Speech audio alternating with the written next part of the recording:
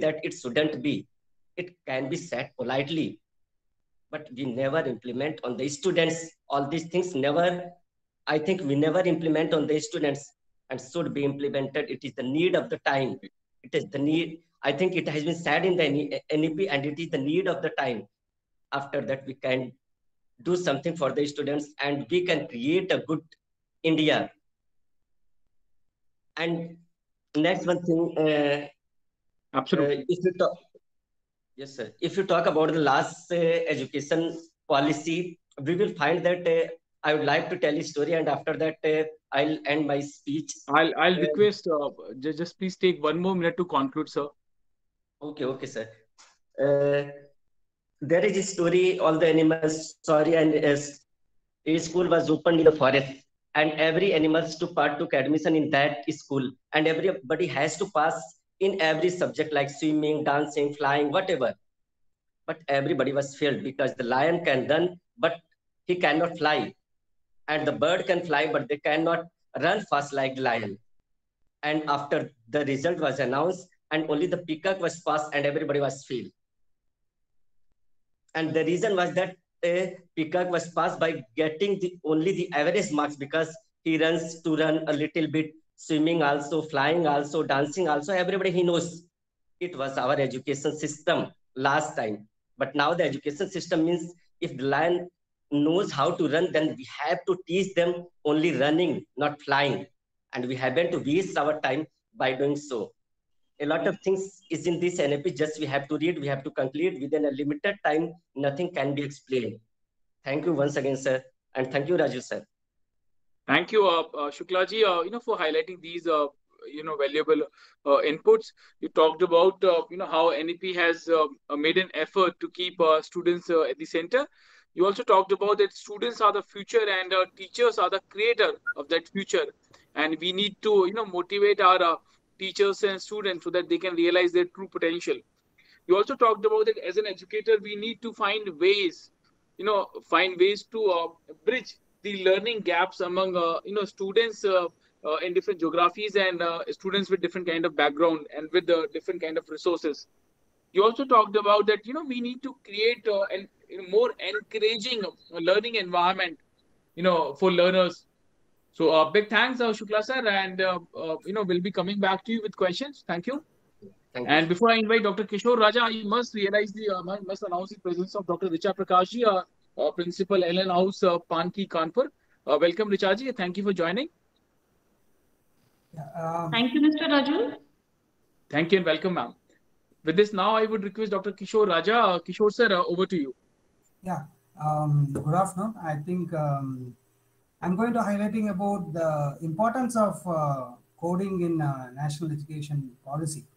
So, as you aware that our national education policy has introduced the coding at a young age to enhance the exposure to the technology and create a new world of innovation and creativity. See, as you know that introducing the coding, which will increase the exposure to more technology at the young age, and thereby the youth can lead the way to the new world of innovation and the creativity. So not only that, the giving the children the opportunity to set their own goals and reaching the new heights. So as you aware that the language is nothing but a mode of communication which is passed from generation to generation. But today we are in the modern world with robots and artificial intelligence and electronic gadgets. And one study says that today we are using only two electronic gadgets. I think after 10 years, definitely we use minimum 10 electronic gadgets, because the next technology is going to be evolved is a wearable technology. So there also we need to learn the coding. So the coding is very important because it's just it is a application of mathematics. So when you start the code any language, programming language, the students really thinking in a different way to code in any platform. So today we have a mobile phone, today we have a laptop, we have other electronic gadgets. So those are the hardware systems, but we need to learn more coding on a different platforms. So previously we used to code only, say for example, nowadays we are having IT industries, we use many programming language in the computer, but now it is not restricted to only in the computer. So in the mobile also we have a tab also. I think in the coming years, more and more electronic gadgets come into the world. So the importance of the coding is necessary for at the young age. So that is why the National Education Policy has introduced at the school level from the class 6. So this leads to the school student to compete with global level. So it's not only learning the coding, so it increase their brain and put it in another way. He can think in a different way by learning the coding. So once you code, there will be a process in the brain, critical thinking also happening in his mind. So that's what we want nowadays, all the placement in the companies. So previously, I think the 5 years or 10 years back, the company, if you want to go for a job, the company, they want only the aptitude. Now the parameters are totally a different one. So they want more on emotional intelligence. They want more on abstract thinking. They want more on critical thinking. So the National Education Policy emphasis on more on importance of coding. So let me, I think I'll give just rough idea about the coding. What is the coding? So all what we are using electronic gadgets. The electronic gadgets should understand the language when you code. The coding is nothing but writing the instruction. You are instructing any electronic gadget to work on. So it may be in the form of zeros and ones, or it may be in the form of electrical voltage. So that's how the coding is evolved. What I want to say that this coding we have to emphasize at the school level so that the students can compete in the world level. Thank you, sir. Thank you, Dr. Kishore Raja, for highlighting the importance of coding and what kind of change it is capable of bringing. Thank you. With this, I would be coming back to you with questions. Now I would request Mr. Sunil Gandhi. Sunil ji, over to you.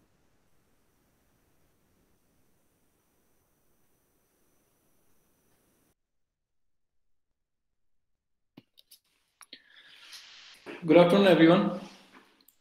It is a great pleasure to be among the educators, and I was listening to all the importance of the education is, and the gaps between the lack of continuum between the school education, higher education, and then the professional life. So what we have been doing is that for the last 2.5 years, we have been doing a research that how a career should be chosen in a scientific way.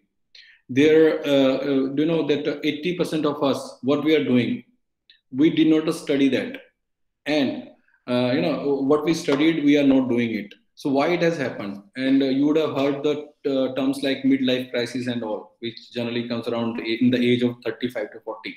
That what we are doing and what we want to do.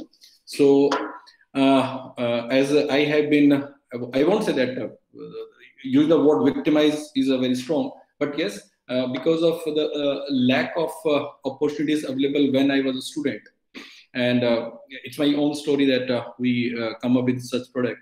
So without taking much of your time, I'll directly take you the portal that how it is helping the student to choose the right career. Before that, I'd like to say there are three basic problems. One is that a child choose the career under the influence of the guidance of the parents, friends, relatives, teachers, etc. But these people are they aware of all the career options? Do they understand the importance that each child is different? As Mr. Shukla was saying, you cannot make a line to fly, right? And everybody has its own strength and weaknesses. So we should focus on the strengths. But the question is how to come to know that these are my strengths. And based on the aptitude, personality, and interest, these are the three things which are very, very important. And personality is not just a dictionary word. The huge research has happened on psychologists have been researching on the same thing for last 100 years. So the way the career should be chosen is first explore, and after exploring, try to find the best fit for yourself. And after finding the best fit career for yourself, then the question is, what is the optimal path to reach at the epitome of any particular career? So I'd like to take through only two portals. One is a school portal, another is a student's portal, student dashboard. So I would like to share my screen first, and then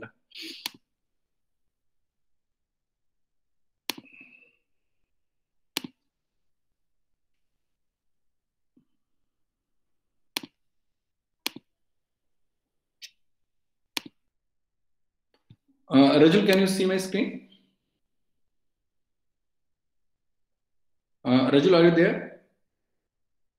Anybody can help me? Your screen is visible. Your screen is visible, sir. Okay, thanks, Rajul. So this is the student dashboard. As I told that this is a digital platform where the one can explore the careers. And to explore the career, we are putting the information in a very interesting way. It should not be boring, otherwise the child will not like to spend much of the time. And all the information has been given in the audio-visual format. This is a animated audio-visual format. And then what are the what are skills required for a particular career? For example, I just opened the digital marketing career. So, and what are the paths to be followed? And what are the top colleges? Similarly, what are the entrance exam required in that particular career to reach at this? And then what are the aptitude, personality, and interests are required for this particular career? And what are the future job prospects? These are past job trends. These are the future prospects. And what are the salaries across India and abroad? So these are the salaries, and what are the famous personality of this field? What are the similar career? So this is the way one can explore about everything about a career. So I'll just play for a few seconds this video, and then I'll stop it.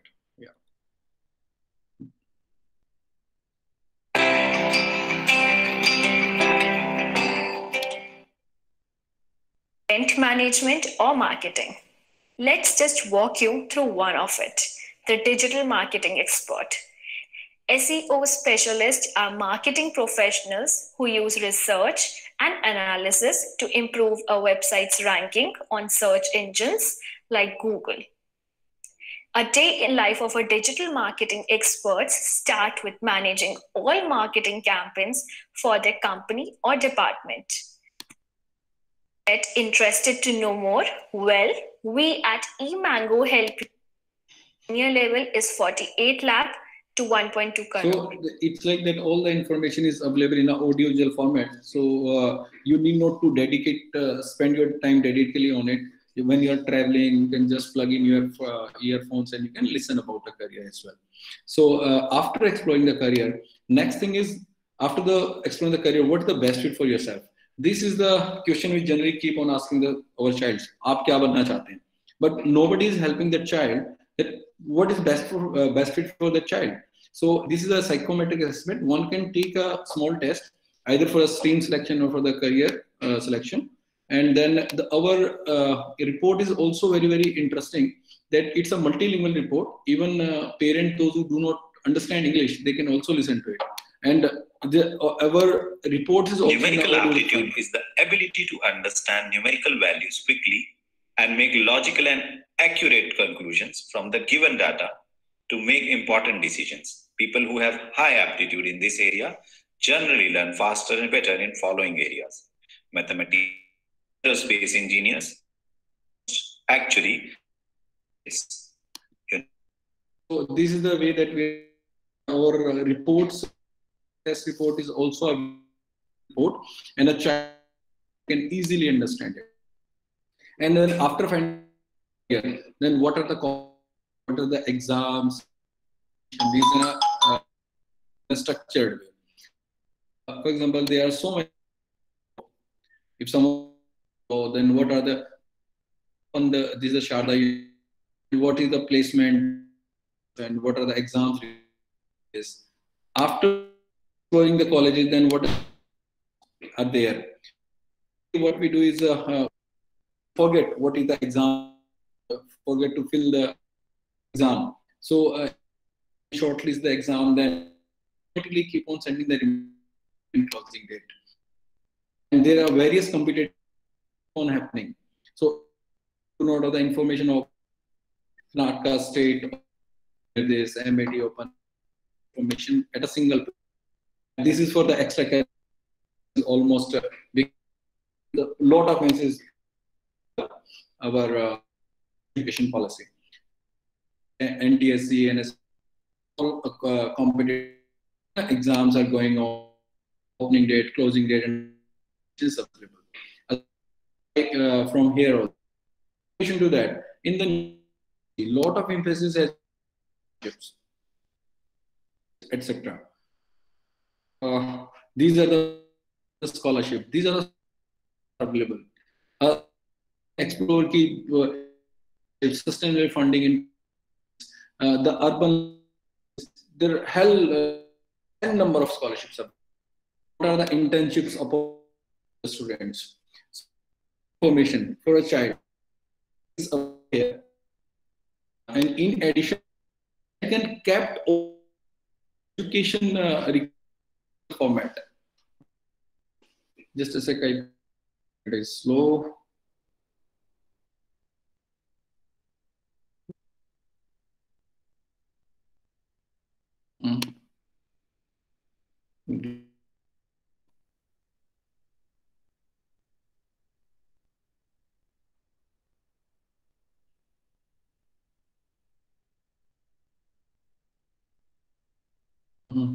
And back again on this dashboard.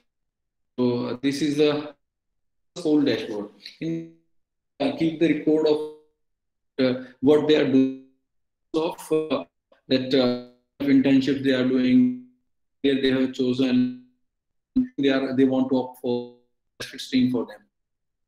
So they can also keep the record of their alumni. People are discussing for for the vocational, they can use their alumni that they can come to records with Dr. Varun. He's a MD radiologist. This is mobile number. Apollo Hospital. Singh is an IAS officer. He did a BA University. So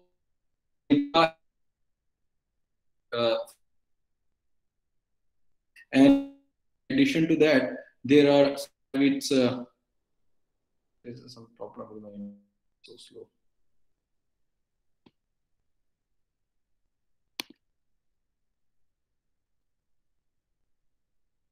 Right, I would request Sunilji if we can conclude in next 30 seconds. So this is the platform, of course, as the press, and we have to running short of time.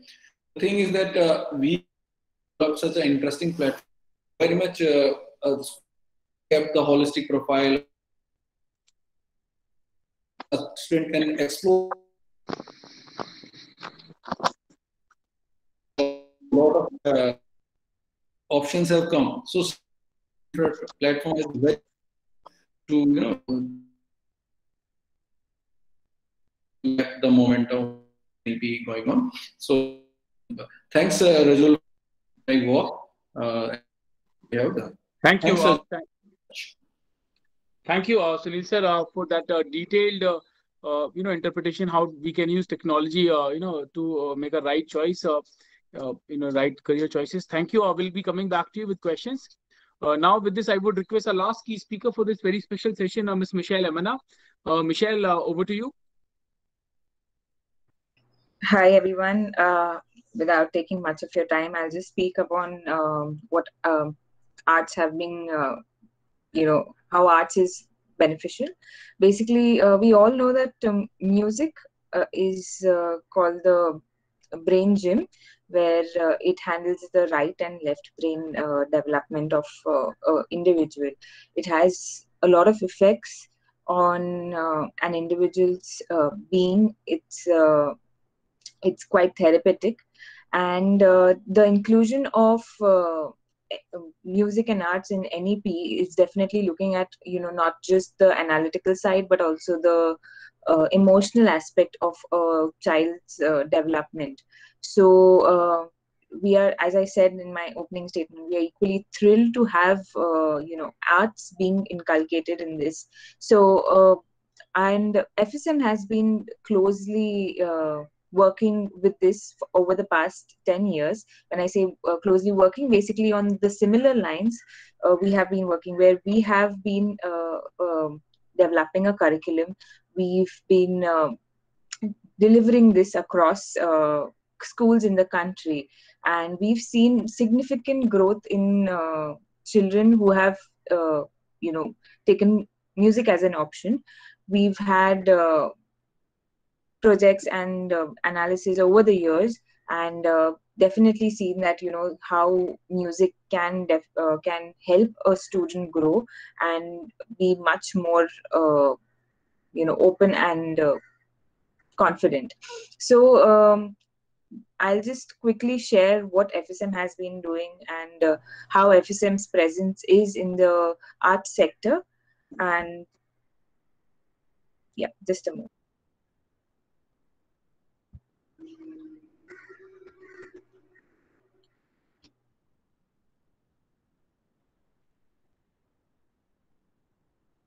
Yes. So basically, Fatados is a 150-year-old music instrument selling industry, and they've been there since almost the 1900s.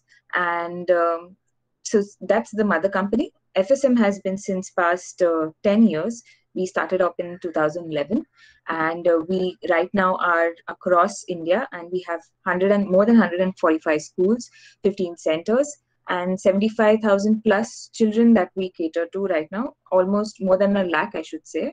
Coming to the school vertical, since we are right now in the NEP, so in the schools and the centers, our curriculum, as I was talking, our curriculum that goes out. So it's one of the awarded curriculums where we've been awarded as the best curriculum of the year by Brainfeed and LROC. And in this curriculum, there's a lot of research that we've done, and that's how we've culminated this. So this is one of, you can see, if you can see the photo, this is one of the school setups that we have. So even before the social distancing, we had quite some distance between the students. So that's one. And the main instruments that we teach are keyboard, guitar, drums, mainly into Western, contemporary and classical. So that's how we have our programs run in school. Then we have so many schools that we've, like some of the schools that we've interacted with, and we've had our curriculum taught over there. And as I said, we saw that our students were more confident. So these were the platforms provided for the students for performing. One is Bandit. Bandit is an inter-school competition where students from each school form a band and they play in this festival. Cadence is for, similarly, Cadence is for our center vertical, where all the center students come together and they play over here. So in those lines itself, we have banded piano concert for piano students, and for schools, basically, we also have students. So whichever school we have tied up with. So at the end of the schooling academic year, we have a performance set up. So the children can perform and the parents can see what progress have they made in music. So that's that. And speaking of performance, these are our main two partners. Where NMIMS, we have our degree in collaboration with them, where anyone who wants to learn contemporary music in India, we have curated this curriculum. We have curated this degree for them. So that's one. And Berkeley is one of the most renowned institutes in the world. They have a few centers across certain countries, and anybody who wants to learn contemporary music or something into performing arts, they go to Berkeley. And basically, in Berkeley, one of the renowned singers that I can think of is John Mayer. So he's one of the people who have passed out from there. So that rich is the legacy of Berkeley. This is how FSM is spread out, in the news, and this is how we've covered most of our curriculum, our online vertical, and that's how we've captured, almost age group from, as young as 8 years old, but we also have people who are 60, 70 who come to our centers and they learn music, even instruments like drums. So that's Furtado's. That's the ways Furtado's has been able to, touch lives, basically. And coming to our very recent vertical that we've adapted, this is the online vertical, FSM Buddy, where we have different kind of courses in the vertical. And when I say different kind, it's mainly relating to the right brain development. And we have drawing, music, language, speech and drama, and as well as academics. So that's how we've come together.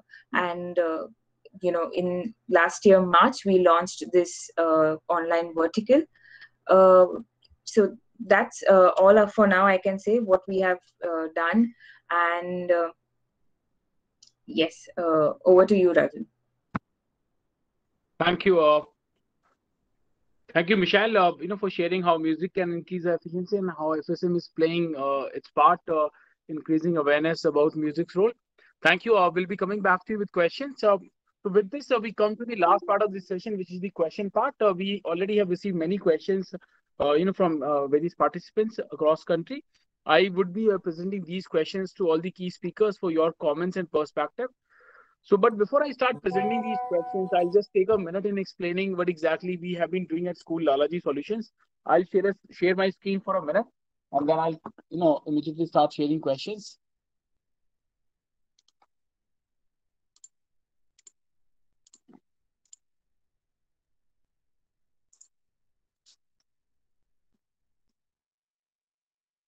Some of you are already aware with the School Lalaji Solutions. We are India's largest one-stop solution platform for educational institutions. We are present in 42 cities, working with somewhere around 4,500 institutions.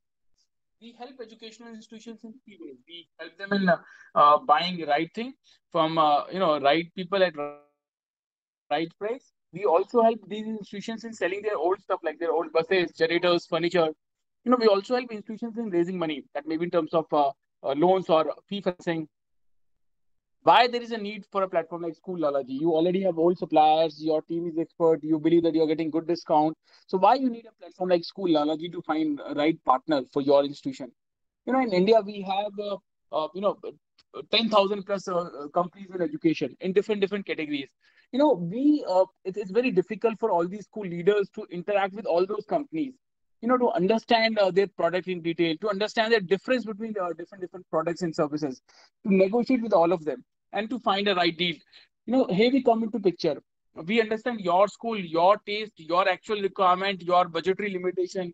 And then we have category experts who understand different categories like smart class, uniform, insurance, who deal with these different kind of companies who are there. We also, testify their credibility. We also talk to their previous clients, different part of country. Then we connect you with the right people. We also negotiate with these companies. We are offering our services in these different categories: smart classroom procurement, uniform, insurance, diesel, solar plant, language lab, security solutions, furniture, recruitment and training, music classrooms, healthcare, robotics, STEM labs, career counseling, stationery, digital marketing, IT solutions, educational tour, generators, learning tools, and finance. And we take the guarantee that we'll save your at least 5 to 7% of your annual expenditure. So it's kind of a 5% additional revenue generation. Just one example, we saved 2 crore 40 lakh rupees, for different schools in one category, that's bus insurance, in 2019.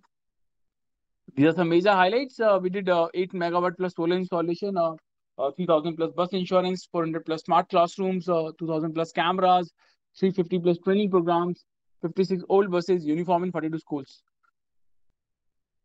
And by the end of 2021, we are aiming to reach out to 10,000 institutions. We need your support, your guidance, your blessings.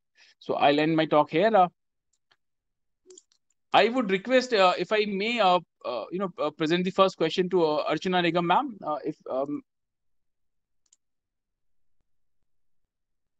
Archana ma'am, do we have your presence? Yeah. Yes. Right, ma'am, this question has come from Mr. Narendra Singh Rawat. Narendra ji is a TGT mathematics with SBR public school. The question says, board exams should be conducted in 10th class to make students more focused in their studies. So he is saying like why we need to have multiple board exams, which this NEP is proposing before 10th class.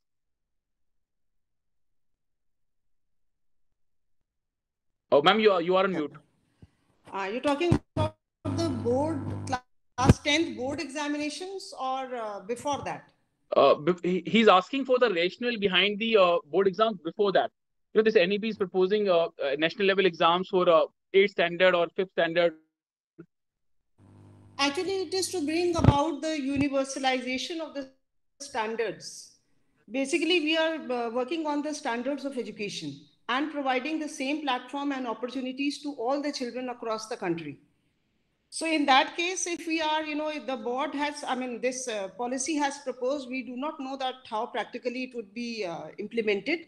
But also in case it is implemented and we have common and general exams, so we will be able to assess the students at regular standards. That what is the standard of education till class 5, what has been done in the school, and how this policy has been implemented. The rationale behind is just to bring the people at the same standard and at the same level and assess them.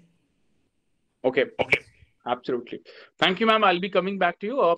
I would request, I just would like to check the presence of Jyoti ma'am. Jyoti ma'am, do we have your presence? Jyoti Gupta ma'am.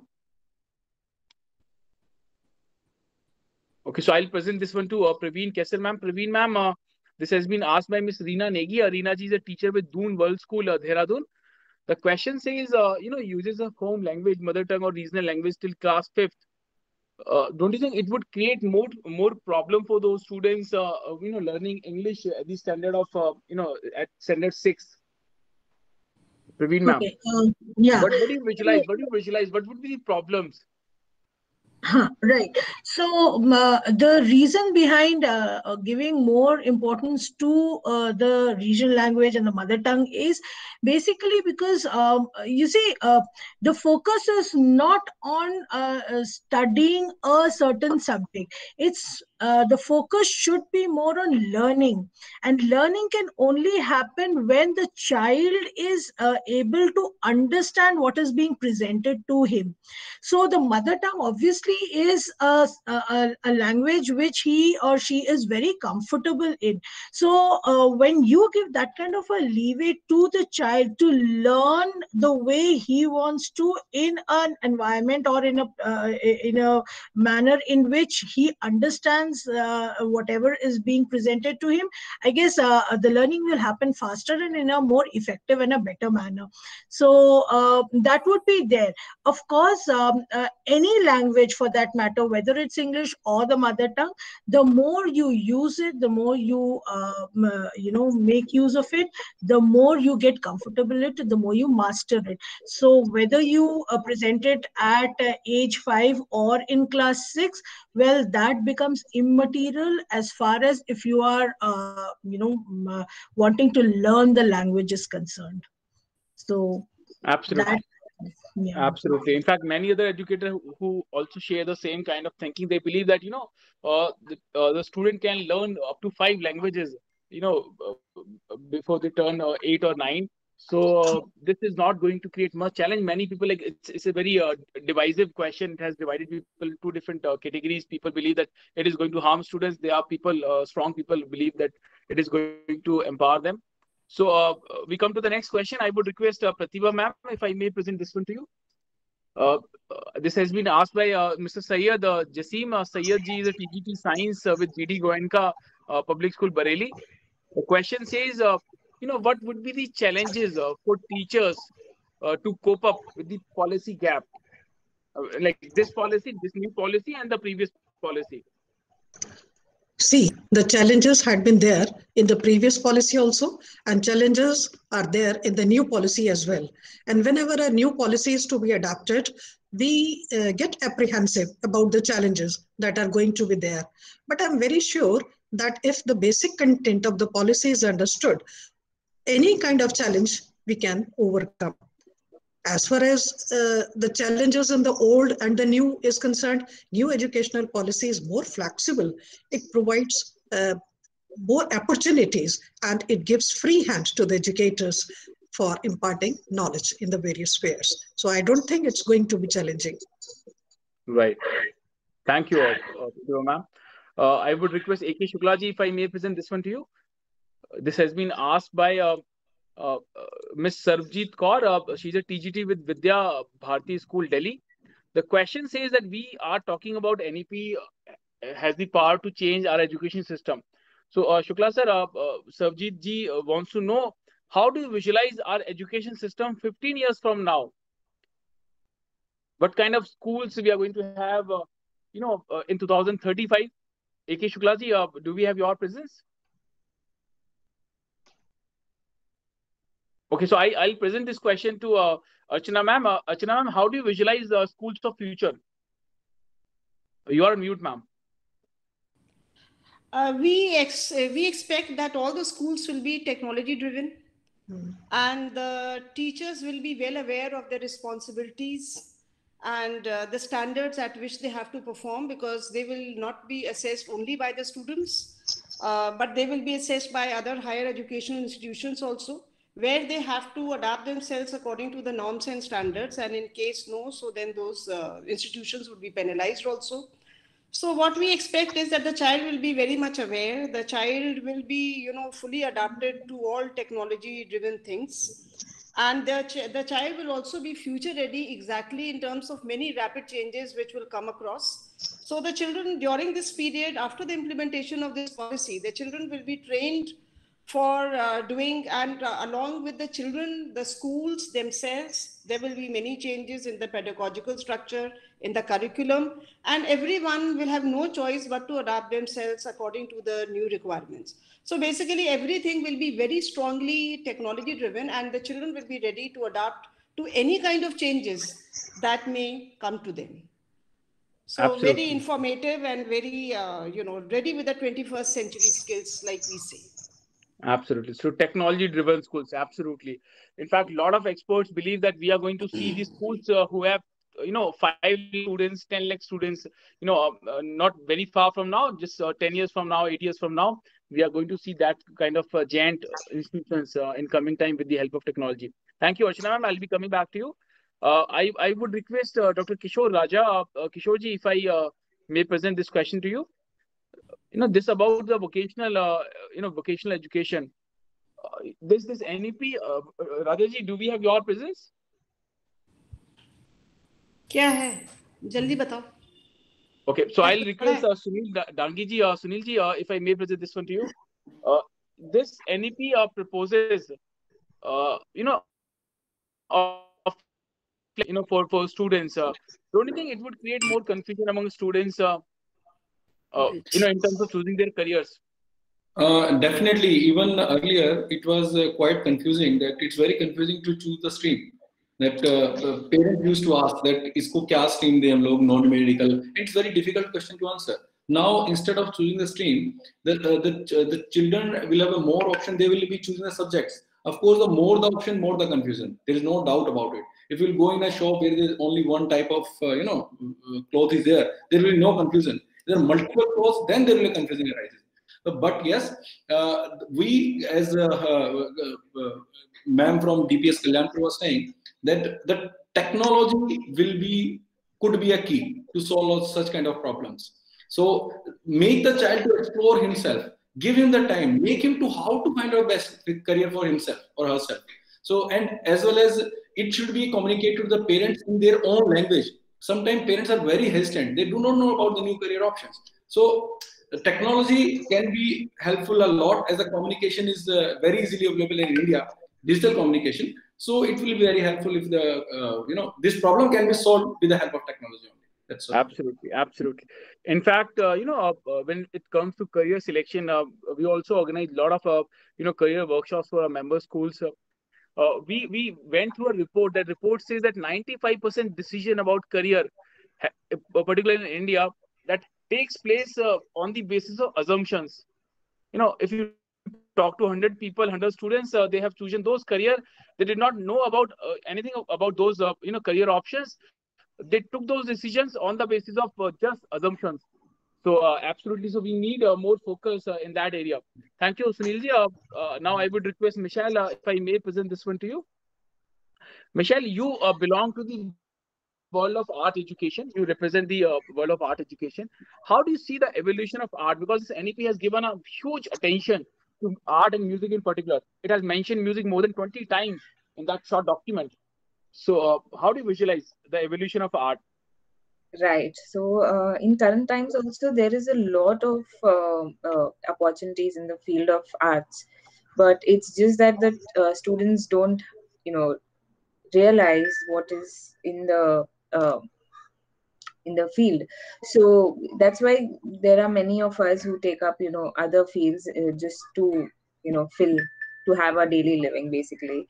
And with the inculcation of arts in the daily academics, it will give a better hope, and would definitely look at having good number of people in the art sector itself. Wonderful. Thank you, Michelle, for that. So with this, we come to the end of this very special 113th session. But before we end the session, I would request our key speakers, if we can have your concluding remarks before we wind up the session. Also, we have established one very interesting practice, that while sharing your concluding remarks, if you can also suggest or share some idea that you would like to implement at any cost if you get a chance to become Minister of Education of our country. So what would be that idea that you would like to implement and execute if you get a chance to become a Minister of Education for, let's say, one day? So I'll come to you randomly. I'll begin with Michelle only. So Michelle, if I may ask you for your concluding remark, and what would be your priority as a Minister of Education? Okay. First of all, thank you so much for giving me the opportunity to speak in such a forum. And I would definitely, be the inculcation of music. Like this should have been done long back, but since it is now, it's never late. But yeah, that's my concluding remark, that we hope for a better future, and that's what I can say. And secondly, if I would be the education minister for a day, I would definitely look at the execution to be across 2-tier and 3-tier cities also, because that's where our major population lies. So we should get people from there also to be educated once we have and to be under this system, basically, because we are curating a better future. So I think everybody should benefit from that. So that would be my take on that. Thank you so much. Thank you, Michelle. And I would request now Mr. Sunil Dangi. Sunilji, if I may request you for your concluding remark, and what would be your priority if you get a chance to become Minister of Education? It's a very huge responsibility even to imagine that what I do after becoming an education minister. But what I think is the basic purpose of life is to, basic purpose of education is to, earn your livelihood and live life happily. It's not like that even there are people, those who have lots of money. But if